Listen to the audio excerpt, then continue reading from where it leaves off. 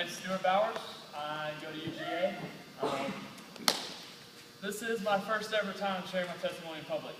So naturally, I'm very nervous, and I would also like to start off in prayer real quick, just to kind of settle things down. So no prayers here real fast. Dear Lord, I just want to pray that you really use my voice, use my story, as imperfect as it is, for your glory, God.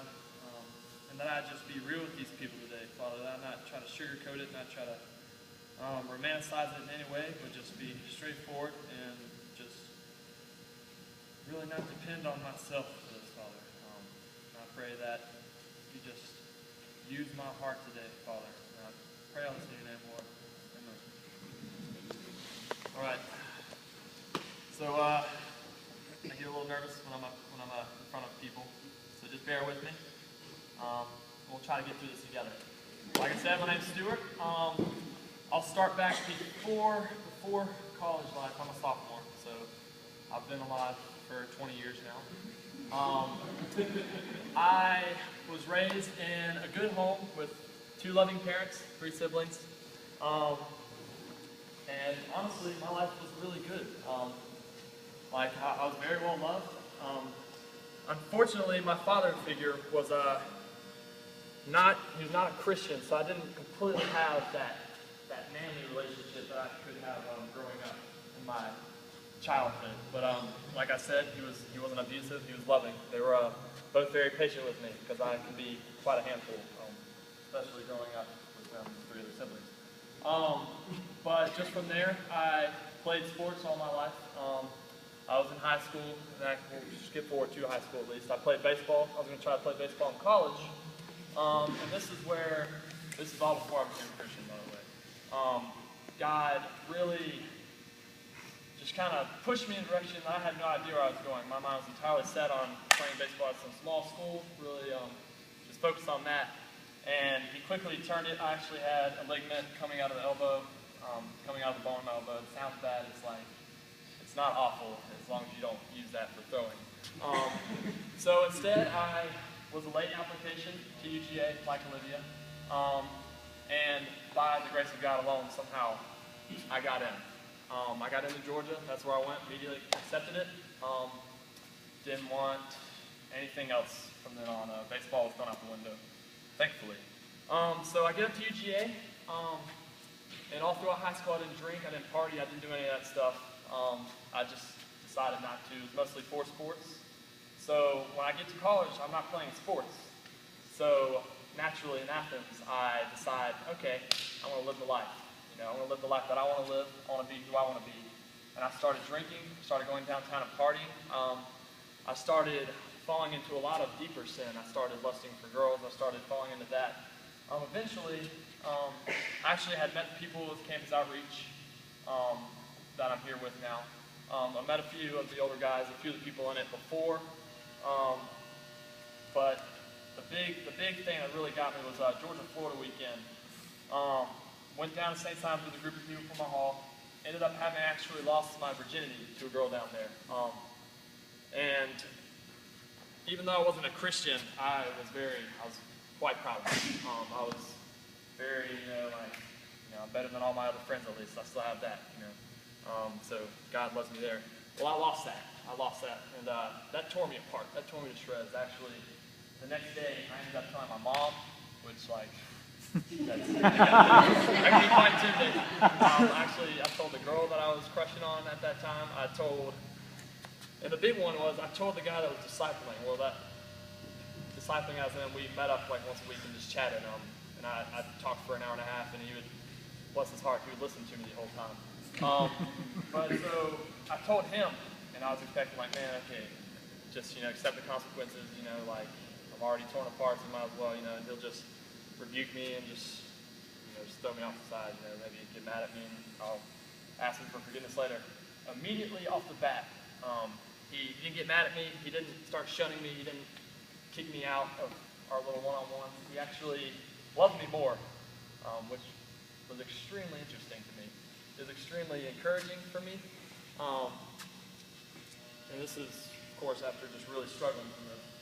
He started loving me more and more. He started wanting to hang out more, and we kept talking, and I immediately became interested.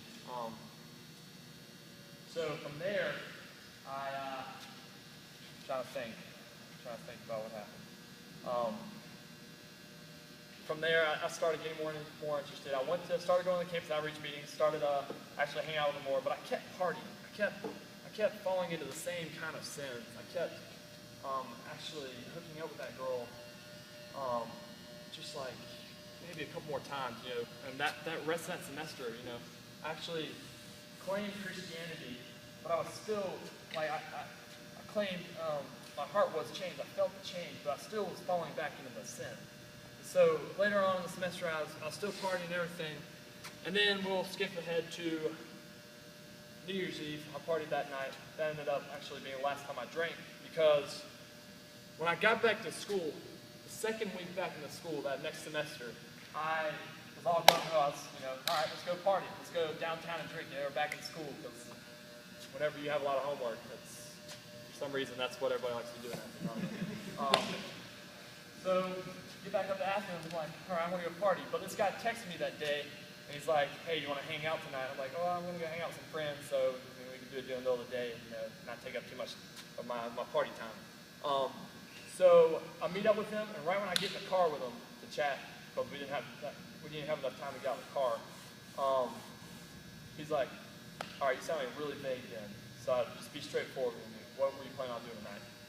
Like, it just hit me like, man, wow, I was really trying to pull one over his eyes real quick, and couldn't get it past him. So I ended up telling him what I was doing, telling him basically that I was lying to him, like, I'm going to drink, I'm going to party, I'm going downtown.